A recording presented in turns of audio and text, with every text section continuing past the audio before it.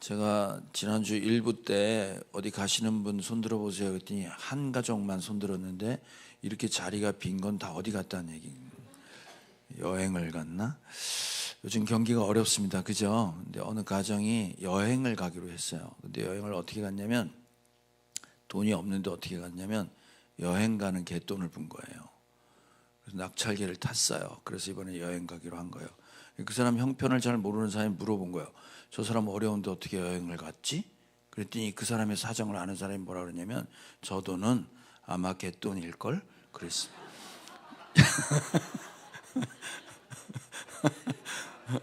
거기서 나온 말이 무슨 말이라고? 아마겟돈이에요.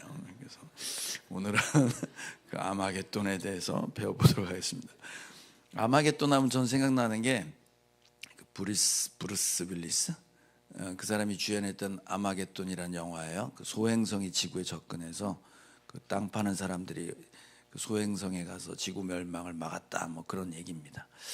우리는 그동안 아마겟돈 하면은 그동안 이제 계시록을 이해했던 세대주의자들이 했던 얘기들이 한동안 쭉 지배를 해서 이게 무슨 3차 대전, 중동에 일어날 큰 전쟁이라고 다들 알고 있는 분들이 많습니다.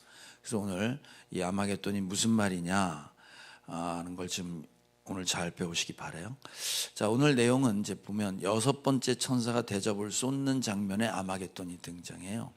자, 근데 오늘 지명이 두 군데가 나와요. 아마겟돈도 지명이에요. 땅 이름이에요. 근데 6번째 천사가 어디에다가 대접을 쏟아붓다고 나왔죠, 오늘? 유프라테스 강. 유프라테스 강에 쏟으니까 강이 말랐대요. 그래서 강이 아니라 땅이 됐다는 얘기죠.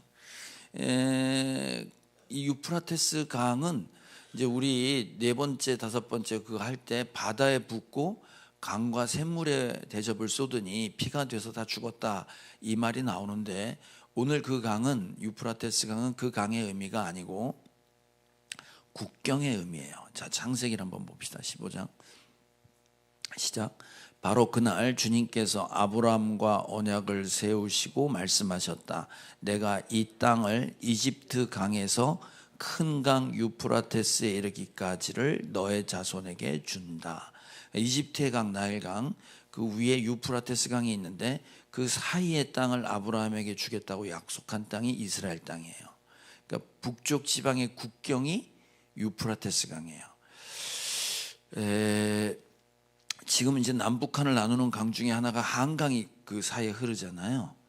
그래서 강은 국경을 만들 때 지금처럼 무슨 철책이 있는 게 아니고 옛날엔 큰 강이 흐르면 자연스럽게 접근하기가 어려웠고 강을 건너려면 배를 타는 수밖에 없잖아요. 지금이야 다리가 있지만 그 당시엔 다리를 놓을 수가 없었기 때문에 강은 국경에 서로의 안전을 서로 지킬 수 있는 그런 강이었습니다. 근데 북쪽의 유프라테스 강이 말랐다, 이 말은 무슨 말이냐? 이제 동쪽에 있는 왕들이 들어오는 길이 열렸다라고 했는데 이게 무슨 말이냐면 이 똑같은 말을 쉬운 성경에선 유프라테스 강이 말라서 이런 일이 벌어졌다고 똑같은 구절을 이렇게 얘기해요. 자, 12절 다시 한번 읽어봅시다. 시작. 6째 천사가 대접을 큰 강 유프라테스 강에 쏟아 부었습니다. 그러자 강물이 다 마르고 동방의 왕들이 쳐들어올 수 있는 길이 열렸습니다. 자, 북쪽에 있는 유프라테스 강 그 위에 있는 아수르, 바벨론, 그리고 나일강 밑으로 이제 이집트잖아요. 그러니까 전 세계 가장 큰 제국들이 여기 다 있는 거예요. 근데 그 국경이 강이었는데 북쪽의 유프라테스 강이 말랐으니까 북쪽의 사람들이, 왕들이 쳐들어오는 길이 열렸다, 이 말이에요. 이 얘기는 무슨 말이냐면 곧 전쟁이다, 이 말이지. 이스라엘을 지켰던 국경이 무너진 거예요. 예를 들면 우리나라가 중국하고는 지금 바다가 있잖아요. 일본하고도 바다가 있고. 근데 만약에 바다가 없고 중국하고 한반도가 붙어 있거나 일본하고 붙어 있다고 생각해 보세요. 그럼 이거 보통 일이 아니잖아요. 마치 그런 것과 같이 땅이 마르니 전쟁이 일어났다, 이제 우리는 이렇게 알고 있는 거예요. 자, 그런데 오늘 본문을 보면 전쟁이 일어나는데 그 전쟁을 일으키는 원인과 내용들이 있습니다. 그 원인이 오늘 성경엔 뭐라고 되냐면 무슨 1차 대전, 2차 대전 같이 큰 전쟁을 상징하고 있는데 그 전쟁을 통해서 북쪽의 왕들을, 동쪽에 있는 왕들을 불러 모으는 이유가 있다고 오늘 본문은 나와요. 그럼 뭐냐면 용과 짐승과 거짓 예언자들을 입에서 개구리 같은 영이 나와서, 근데 보니까 그건 귀신의 영이더라 이 말이에요. 그래서 하나님의 큰 날에 싸우려고 세상의 왕들을 모으려고 유프라테스 강 국경이 무너졌다, 이렇게 얘기를 하는 거예요. 자, 그러면 이 왕들은 지금 어떻게 해서 지금 이게 들어오게 되냐면, 오늘 본문을 보니까 이 개구리 영, 귀신의 영들이 기이한 일들, 기적들을 일으키면서 세상의 왕들을 부른다, 이렇게 나와요. 그러니까 보세요. 아마겟돈이라는 지역에 큰 전쟁을 하기 위해서 왕들을 불러 모으는데 뭘로 불러 모으냐면 기적을 행하면서 세상의 왕들을 불러 모은다 이 말이에요. 그러면 이 마귀의 삼위일체, 마귀를 상징하는 게 용으로 나왔고 짐승으로 나오고 거짓 선지자로 나오잖아요. 그래서 용이 그 아이벤 여자 쫓아갔다가 실패를 하니까 예수 믿는 사람들 핍박하러 가고, 그래서 짐승이 바다 짐승, 땅의 짐승, 거짓 예언자들을 통해서 그 사람들을 우상 숭배하고 절하게 만드는 거 13장에서 다 배운 내용이에요. 자, 그러니까 기적을 일으켜서 왕들을 불러 모은다는 말은 13장에서 배운 거예요. 한 번만 더 봅시다. 13장 이게 지금 땅의 짐승 얘기야. 땅에 내려와 있는 짐승. 자, 이게 지금 계시록 13장에 바다에 나와 있는 짐승. 자, 한번 읽어봅시다. 시작. 또 그 짐승은 큰 기적을 행하였는데 사람들이 보는 앞에서 하늘에서 불이 땅에 내려오게도 하였습니다. 그리고 그 첫째 짐승을 대신해서 행하도록 허락받은 그 기적들을 믿기로 해서 땅 위에 사는 사람들을 미혹하였습니다. 땅 위에 사는 사람들에게 칼에 맞아서 상처를 입고서도 살아난 그 짐승을 위하여 우상을 만들라고 말하였습니다. 기적을 일으켜서 우상에게 절하라고 했어요. 자, 바다에서 올라온 짐승, 또 기적이죠. 자, 13장 3절 봅시다. 시작. 그 머리들 가운데 하나는 치명상을 입은 듯 하였습니다. 그러나 그 치명상적인 상처가 나으니 온 세상은 놀라서 그 짐승을 따라갔습니다. 용이 그 짐승에게 권세를 주니 사람들은 그 용에게 경배했습니다. 또 그들은 누가 이 짐승과 같으랴, 누가 이 짐승과 맞서서 싸울 수 있으랴 하고 말하면서 그 짐승에게 경배했습니다. 죽었다 살아나는 기적이나 능력이 나타나는 기적을 통해서 사람들이 거기에 껍벅 넘어간다 이 말이에요. 그래서 아까 우리 이제 자매가 간증한 것처럼 내 기도는 안 들어주고 남의 기도는 들어주는 것 같아. 세상 사람들은 잘 나가고 부자 되고 잘 풀리는데 우리는 안 되는 거예요.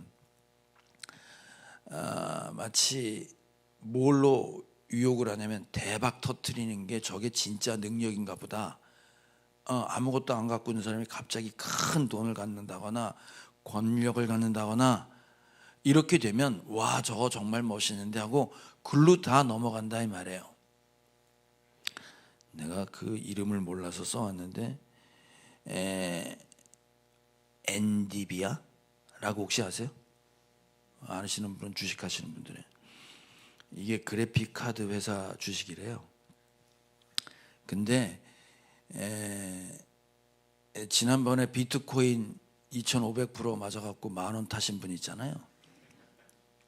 그분 아내분이 선물로 엔디비아 주식을 받았대요. 그게 650% 올랐다네. 6배 반이 올랐다는 거예요. 그 도대체 얼마를 갖고 있었냐 그랬더니 0.07주를 선물 받아 1,500원을 갖고 있었는데 10,000원이 됐다는 얘기를 들었어요. 이게 실제로 돈을 많이 집어넣었으면 큰 대박이 터졌겠지. 여기에 훅 간다 이 말이에요. 이 시대 그런 기적과 능력들을 통해서 세상의 왕들을 불러 모은다. 지금 얘기는 그렇게 되어 있습니다. 자, 그런데 이 불러 모아서 어디서 한판 붙냐면 아마겟돈이라는 곳에서 큰 전쟁을 일으킨다 이 말이에요. 자, 그러면 아마겟돈이라는 말은 무슨 말이냐? 하르마겟돈, 원래 원어상 발음이 하르마겟돈이에요. 뭐라고요? 하르마겟돈. 이게 원래 발음이에요. 우리는 아마겟돈이라고 발음하지만, 그럼 하르마겟돈이라는 말은 무슨 말이냐면 하르 플러스 무기또예요. 하르랑 뭐랑 합했다고요? 무기또. 무기또라고 혹시 들어보셨어요? 지명이에요. 이스라엘은 땅 이름이 지명이에요. 하르는 언덕, 산이라는 뜻이에요. 그러니까 무기또의 산이에요. 자, 그러면 무기또라는 곳은 어디냐면, 잘 보이려나 모르겠네요. 지도 한번 볼까요, 우리? 여기 보면 여기 동그라미 친 데가 무기또예요. 여기가 이스라엘 땅이에요. 이 빨간 선이 유프라테스 강, 밑에 나일강이잖아요. 이 사이의 국경인데, 여기 빨간 선으로 이렇게 쭉 지나가 있는 길 있잖아요. 저게 이집트와 저 북쪽의 세력들과 붙을 수 있는 유일한 길이에요. 나머진 광야고 산면이 있어서 못 가고, 이 해안가 길로 쭉 올라가는 길이 유일한 이집트, 아프리카와 이 유럽을 연결하는 통로예요. 그 중간에 무기또라는 평야지대가 있어요. 평원이, 벌판이. 그래서 이 무기또라는 지역은 역사적으로 큰 전쟁이 여러 번 일어났던 전쟁이고, 왜 벌판에서 전쟁을 했냐면, 혹시 옛날 전쟁을 할 때는 뭐 숨어서 한 게 아니라 벌판에서 붙었어요. 그냥 1대1로. 여러분 그 남북 전쟁할 때 영화 보셨어요? 어떻게 전쟁하는지? 넓은 벌판에서 일렬로 쫙 서서 총 쏘고 그러잖아요. 모르나? 영화 좀 보세요. 옛날엔 그렇게 다 보이는 지역에서 벌판에서 전쟁을 했어요. 그래서 이 무기또 평야, 이 벌판은 역사적으로 큰 전쟁이 많이 일어났던 곳이고, 그래서 그 무기또에서 전쟁을 일어났을 때 성경에 보면 이 마지막 날 큰 전쟁이 일어날 때 무기또에서 결판이 난다라는 말이 이미 예언되어 있었어요. 자, 스가랴서 한번 봅시다. 시작. 그날이 오면 내가 예루살렘을 치러 오는 모든 이방 나라를 멸망시키고 말겠다. 그러나 내가 다윗 집안과 예루살렘에 사는 사람들에게는 은혜를 구하는 영과 용서를 비는 영을 부어주겠다. 그러면 그들은 나 곧 그들이 찔러 죽인 그곳을 바라보고서 외아들을 잃고 슬피 울듯이 슬피 울며 맏아들을 잃고 슬퍼하듯이 슬퍼할 것이다. 그날이 오면 예루살렘에서 슬프게 울 것이니 무기또 벌판 하다드 림몬에서 슬퍼한 것처럼 기막히게 울 것이다. 자, 그날이 오면 이스라엘 예루살렘을 치려는 모든 민족을 다 멸망시키겠다는 승리의 약속이 있어요. 그런데 큰 심판의 전쟁이 있어서 이 예루살렘을 공격하는 사람들은 다 죽어. 그런데 그때 심판이 있을 때 하나님은 믿는 사람들에겐 회개의 영과 은혜를 구하는 영을 부어주어서 심판이 있고 사람들이 다 죽어 자빠지는데 은혜를 구하고 회개를 하는 일이 벌어지더라 이 말이에요. 그러니까 악한 놈들은 회개하지 않고 은혜를 구할 줄도 몰라. 근데 하나님을 아는 사람들만 큰 심판이 있을 때 슬피 울며 회개하고 은혜를 구한다 이 말이에요. 근데 마치 맏아들을 잃듯이, 지금 예수님 얘기하는 거예요. 하나님의 아들을 잃어버리듯이 나 대신 죽은 예수님이 나를 얼마나 사랑하셨기에 죽었을까 하는 그런 은혜와 회개의 시간이 심판의 날이 된다 이 말이에요. 그런데 그때 무기또 벌판 하다드 림몬이라는 성읍이 하나 있어요. 거기에서 이스라엘 민족이 슬피 울듯이 그렇게 회개할 거야, 그렇게 얘기해요. 자, 그런데 무기또 벌판에서 이스라엘 민족이 가장 슬피 울었던 전쟁이 하나 있습니다. 그건 무슨 전쟁이냐면, 유다가 멸망하기 전에, 멸망이 시작될 때 요시야 왕이라고 있어요. 누구요? 요시야 왕이 있는데, 이 왕이 그 아버지 므낫세 왕이 하도 깽판을 쳤어요. 우상 숭배하고. 그래서 이 요시야 왕이 종교 개혁을 합니다. 그리고 최초로 다시 유월절을 제대로 지키는 왕이 됐어요. 그래서 다시 한번 하나님 앞에 회개하려고 했는데, 이미 선조들부터 지었던 모든 죄 때문에 이스라엘 멸망은 예언돼 있었어요. 유다의 멸망은. 그런데 그 요시야 왕이 잘 종교개혁 하다가 막판에 당시에 이집트가 아수르하고 편을 먹고 바벨론을 치려고 해요. 바벨론이 새로 일어나니까. 그래서 이 애굽에 있었던 그 느고라는 왕이 있습니다. 느고라는 왕이 아까 봤던 그 지도 있잖아요. 그 길을 따라서 아수르랑 편먹고 바벨론이랑 전쟁을 하러 올라가요. 그러면서 요시야 왕한테 얘기해요.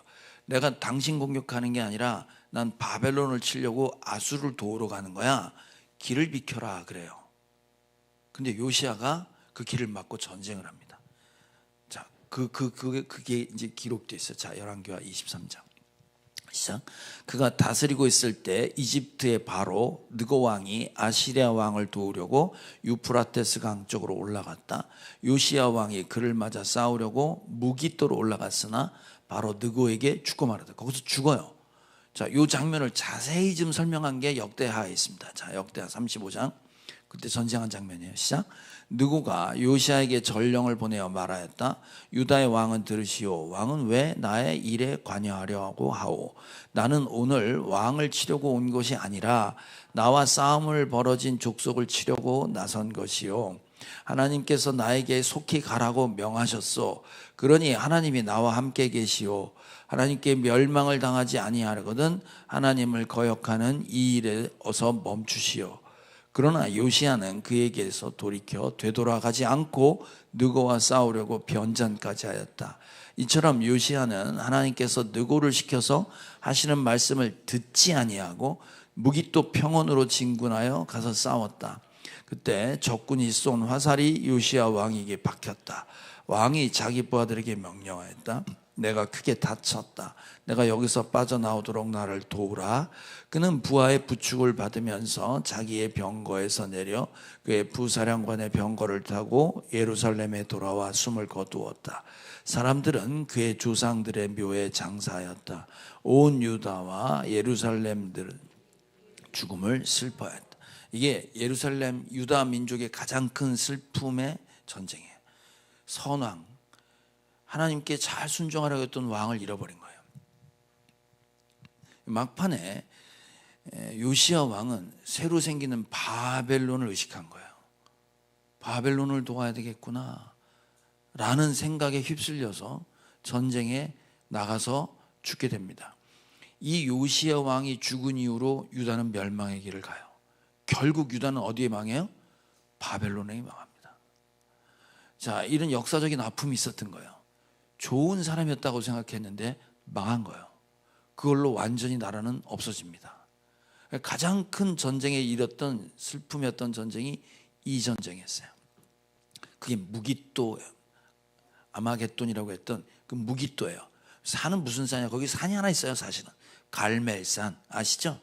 예, 엘리야가 850명 때려 죽인 곳 바로 그것입니다. 그러니까 무기또라는 평원은 성경에 모든 열방을 다 때려서 이기는 장소로 나와요. 플러스 하나 더 승리는 하되 예루살렘과 이스라엘 사람에게는 회개의 영과 은혜를 구하는 일이 벌어질 것이라고 약속된 게 아마겟돈이에요.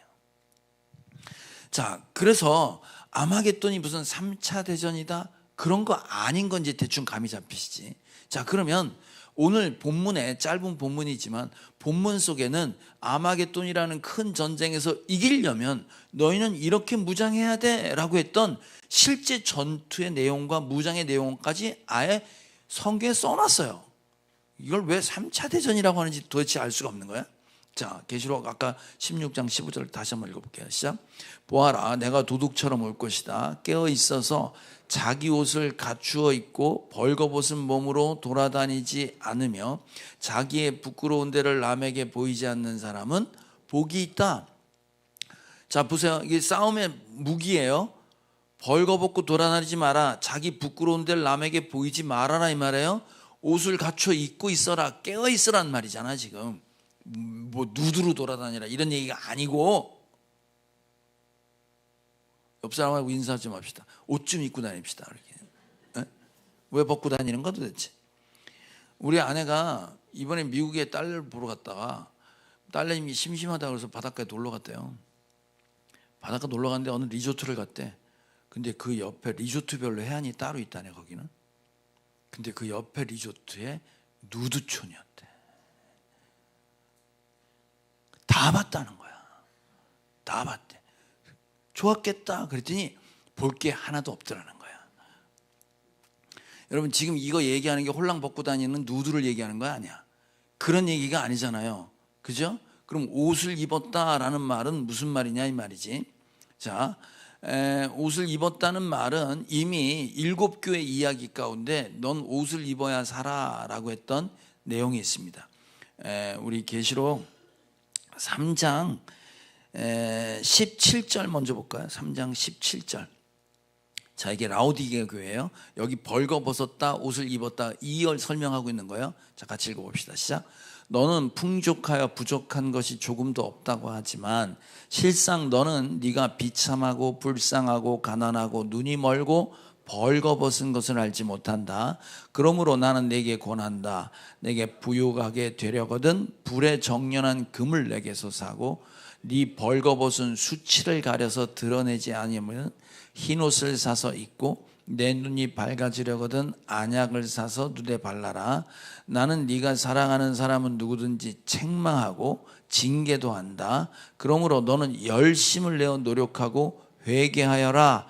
보아라, 내가 문 밖에 서서 문을 두드리고 있다. 누구든지 내 음성을 듣고 문을 열면 나는 그에게로 들어가서 그와 함께 먹고 그는 나와 함께 먹을 것이다. 이게 무슨 얘기냐면 너 가진 게 풍족하다고 하지, 너 괜찮게 산다고 하지, 근데 주님이 보실 때 실상은 너는 가난하고 벌거벗었다 이 말이에요.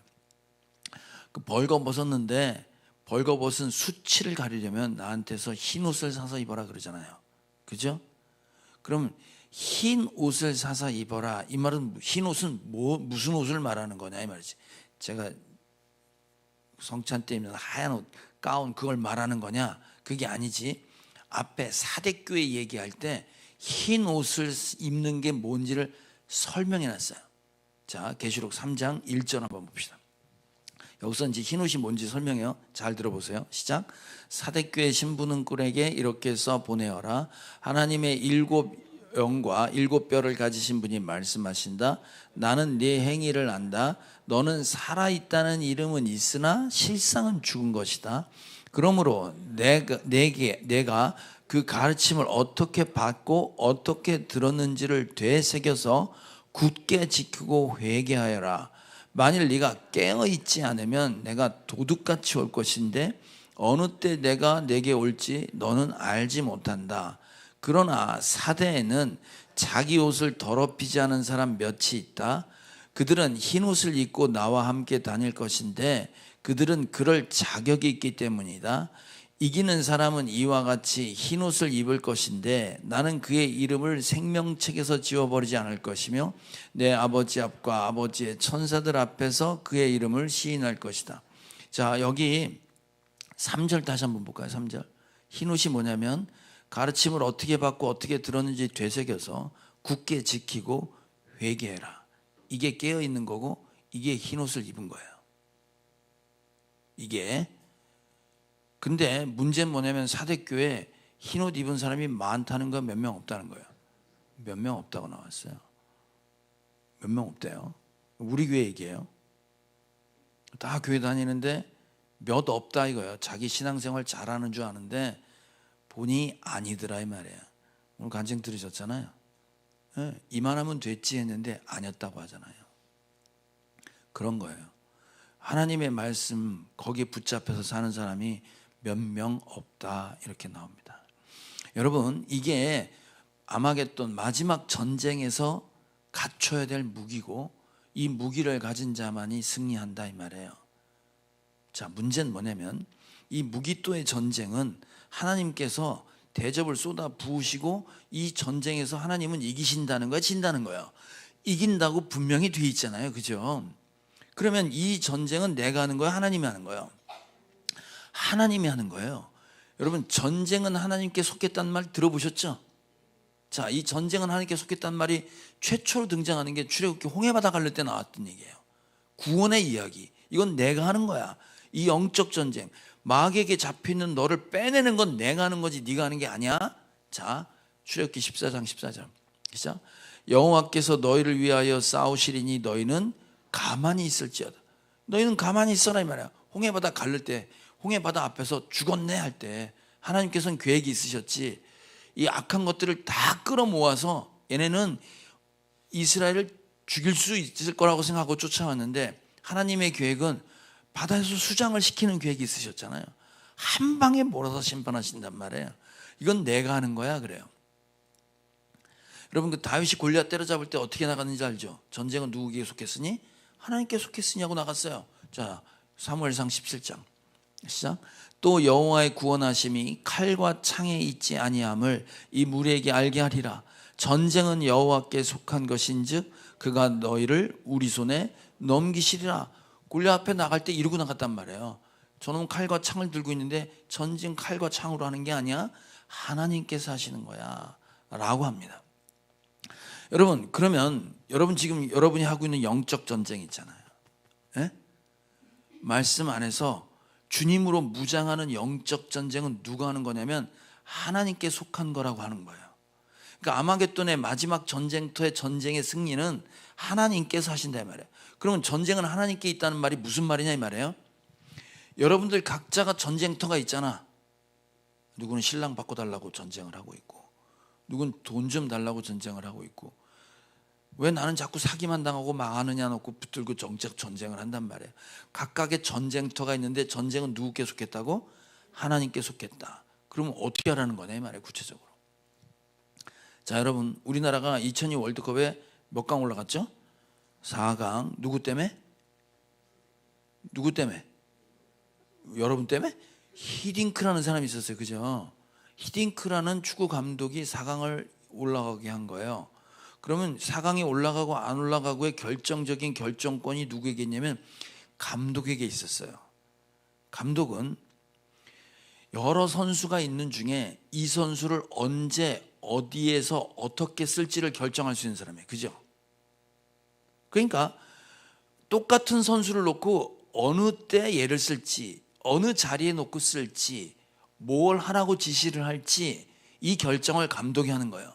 감독이 바뀌면 다 바뀌는 거예요. 그래서 베트남 축구 별 볼 일 없다가 박항서라는 감독 때문에 이 동남아에서 굉장히 높은 수준까지 올라갔습니다. 그죠? 감독이 절대적 권한을 갖고 있는데 이 전쟁, 이 스포츠를 예를 들면 축구 경기에서 이기고 지는 건 감독에게 달렸다. 이 말은 무슨 말이냐면 감독이 지시하는 대로, 맞죠? 선수가 뛰고 싶은 대로 뛰는 게 아니고 감독이 넌 여기서 요 일을 해. 언제? 지시한 그대로 해야지 거기에 포지션에 넣었는데 얘가 딴짓하고 감독의 지시대로 하지 않으면 감독은 얘를 그냥 놔둬요. 교체해요. 교체하지. 공을 차다가 태클이 들어와서 무서워서 벌벌 떠면 놔둬요. 교체해요. 교체한단 말이에요. 다리가 부러지든 말든 내가 하라고 했던 명령 그대로 그렇게 따르면 걔는 거기서 열심히 뛰었는데 끝나고 나서 보니까 4강에 올라가 있는 거예요. 전쟁은 하나님께 속했단 말이 이런 거예요. 여러분이 이 전쟁을 이 싸움에서 내가 이기려고 하는 게 아니라 감독 되시는 하나님이 하라는 대로 하라는 그때 그 자리에서 뭘 하라고 하는지 거기에 충성돼서 거기에 열심히 하고 나서 보니 전쟁 이겼더라 이 말이에요. 근데 우리가 계속 무너지는 건 뭐예요? 내 생각, 내 판단, 내가 하고 싶은 대로 하다 보니 전쟁에 지는 거란 말이에요. 자, 이 전쟁은 이긴다고 되어 있는데 세상에 이제 성경을 요약한 게 이제 시편 1편 복 있는 사람 복에 대한 설명을 해요. 시편 2편에 메시아에 대한 얘기가 나와요. 메시아가 세상의 왕들이 메시아에게 다 덤빌 건데 이 메시아가 예수님이 철창 권세를 갖고 이 세상을 다 무너뜨릴 거다라는 게 아예 선포하고 나가요. 따라서 이 세상과 우리는 어떻게 해야 된다고 나와 있냐면 이렇게 하라고 나와 있어요. 자, 시편 2편을 봅시다. 시작. 어찌하여 세상의 임금들이 전선을 펼치고 어찌하여 통치자들이 음모를 함께 꾸며 주님을 거역하고 주님과 그의 기름 부음 받은 이를 거역하면서 이르기를 이 족쇄를 벗어던지자. 이 사슬을 끊어버리지 않은가. 내가 나의 거룩한 산 시온산에 나의 왕을 세웠다 하신다. 내가 그들을 철퇴로 부수며 질그릇 부수듯이 부술 것이다 하셨다. 두려운 마음으로 주님을 섬기고 떨리는 마음으로 주님을 찬양하여라. 그의 아들에게 입맞추어라. 그렇지 않으면 그가 진노하실 것이니 너희가 걸어가는 그 길에서 망할 것이다. 그의 진노하심이 지체 없이 너에게 이를 것이다. 주님께로 피하는 사람은 모두 복을 받을 것이다. 세상의 왕들이 하나님께 도전을 해요. 그랬더니 다 읽진 않은데 하나님 비웃었다 그래요. 웃기고 있네. 내가 예수를 보낼 거야. 얘가 너희를 싹 쓸어버릴 거야. 잘 들어. 그 예수에게 입맞추지 않는 자는 전부 멸망이야. 그러니 그에게 입맞춰라. 그분에게 입맞추란 얘기는 무슨 말이냐면 그에게 충성하고 복종하란 얘기예요. 여러분, 예수님께 충성하고 복종해. 그분이 하는 전쟁에 내가 해야 될 지금의 일을 하고 있지 않으면 반드시 심판받는다 이렇게 돼 있어요. 여러분, 예수님이 이 세상의 유혹과 싸워 이긴 장면이 있었죠. 마귀가 시험을 합니다. 그죠? 돌을 떡으로 만들어라 그랬어요. 내가 손대는 것마다 돈 되는 거예요. 그거 대박이란 말이에요. 먹고 사는데 내가 손대면 다 부자가 되는 거야. 마이다스의 손 들어보셨잖아. 손대면 뭘로 바뀌어? 금으로 바뀌어. 여기에 미쳐서 날뛴단 말이에요. 지금 사람들이 다. 그 마이다스의 저주 아시죠? 어떻게 됐어? 사랑하는 사람을 만졌더니 금이 됐어. 여기 지금 오너 되시는 분들 잘 보세요. 사람들이 돈으로 보입니까? 사람으로 보입니까? 에? 오너만 아는 얘기인데. 저 시간당 얼마짜리 이거밖에 안 보여요. 제가 옛날에 노동운동한 사람인데 제가 오너를 해보니 그렇더라고. 얼마나 돈 주는 게 아깝고 저게 얼마짜리인데 저 짓 하고 있다는 걸 참을 수가 없는 거야. 그 사람이 다 그렇게 되더라고. 여러분, 그렇게 바뀌면 이미 여러분은 마귀의 시험에 넘어가고 있는 거예요. 지금 성전 꼭대기에서 뛰어내리라고 그랬어요. 인정받고 싶은 거 있잖아요. 여러분, 인정 안 해주면 하고 싶지 않은 거예요. 예? 제가 옛날에 처음 교회를 다녔을 때 그 교회에 내 영혼을 갈아넣었어요. 은혜를 받아가지고. 내가 타던 차를 목사님 드리고 나는 봉고차를 사고 교회를 2번 건축하면서 진짜 인생을 갈아넣었어. 모든 부서 사역을 하면서 아무튼 내 물질이고 뭐고 다 갖다 붓고 그 교회에서 쫓겨났어요. 근데 저는 하나도 아까웠을까 아깝지 않았을까? 아깝지 않았어요. 아깝지 않았어요. 물론 대상포진은 걸렸어. 잘 들으세요. 내가 뭔가를 하면서 세상에서 인정받고 싶은 욕구가 있으면 그걸로 망하는 거예요. 주님이 뭐라 그래? 세상에 뛰어내려 봐라. 그랬더니 하나님 시험하지 말라 그러잖아. 주님은 아신다 이 말이에요. 뭘 세상에서 인정받으려고 하냐. 내가 선택받은 그걸로 족하다 이 말이에요. 근데 누구에게 인정받으려면 그 사람 눈치 보고 그 밑에 벌벌 기고 그러고 하지 마라 이 말이에요. 눈치 보는 사람 있으면 그 사람한테 매인 거라고 그랬죠. 지금 그거 얘기하는 거예요. 3번째, 세상의 영광을 보여주고 나에게 절하라 그랬습니다. 거기 안 넘어갈 사람 있냐 이거지. 그 전에 신앙생활 하신 분은 아실 거예요. 제가 한 10몇 년 전에 11, 2년 전에 세상의 영광을 봤어요. 선교사님을 배웅하러 인천공항 갔다가 거기서 소녀시대를 봤어요. 소녀시대를 봤는데 그 사람 많은 공항에 경호원들하고 경찰이 2줄로 쫙 서서 갈라졌어. 공항이 갈라지고 여신 9명이 지나가는 거야. 차례대로 내 눈앞에서 이렇게. 선교사님 배웅하고 바로 그걸 봤는데 저는 윤화밖에 안 보였어. 그리고 그 사람들은 직원이 들어가는 통로에서 싹 들어갔어요. 제가 그 순간 그걸 보면서 무슨 생각이 들었냐면 세상 영광은 여기 다 있다고 생각했어요. 돈 되는 사람들이잖아요. 그죠? 세상 사람들이 다 박수치고 인정받는 자리잖아요. 그렇잖아요. 정말 그 사람들은, 그 여자분들은 종족이 다르더만 이게 몸이 달라요. 얼굴하고 우리하고 달라요. 웃지 마세요. 여러분 뭐 조인성이나 차은우 지나가면 안 그럴 것 같으지? 여자들 다 똑같다고. 그거 보면서 선교사님하고 목사라는 게 정말 하찮은 것 같이 느껴졌었다니까, 잠깐이나마. 목사인데도. 그런데 그 영광을 보여주면서 내게 절하라, 절 안 할 사람 있을 것 같아요? 목사도 대책이 없더라고. 그때는 그걸 보면서 침만 안 흘렸지 다 똑같았어요. 여러분, 이게 세상의 유혹입니다. 이게 지금 마지막 전쟁을 하겠다고 마귀의 3종 세트가 우리를 공격하는 방식이 이거 갖고 공격하는 거예요. 예수님 뭘로 이겼어요? 그 시험에 기록되었을 때 하고 말씀으로 이겼잖아요. 사람으로 돈으로 사는 게 아니야. 말씀으로 사는 거야. 하나님을 신뢰해. 시험하지 마. 경배하고 예배할 건 하나님이지 세상의 물질과 부귀영화가 아니다, 이 말이에요. 그 말씀이 있는 사람은 마지막 전쟁에서 살아나게 됩니다. 여러분, 아마겟돈이라고 하는 여러분의 각자의 전쟁터가 있습니다. 각자의 시간과 각자의 때에 따라 내가 지금 치열하게 싸우고 있는 게 있어요. 누구는 그게 자식이고, 누구는 그게 권력이고, 누구는 그게 승진이고, 그게 누구는 비트코인 주식일 수 있고, 누구는 관계의 문제고 자식의 문제고, 누구는 성에 대한 문제고, 수많은 유혹들과 싸우고 있는 영적 전쟁터에서 기록되었을 때 살아있는 말씀이 있지 않으면 여러분 집니다. 몇 명 없대요. 흰 옷을 입은 사람이 몇 명 없대요. 저도 그래서 말씀을 보면서, 여러분 우리 교회에서 성경 제일 많이 읽는 사람이 누굴까? 에? 믿음을 갖고 대답을 좀 해보세요.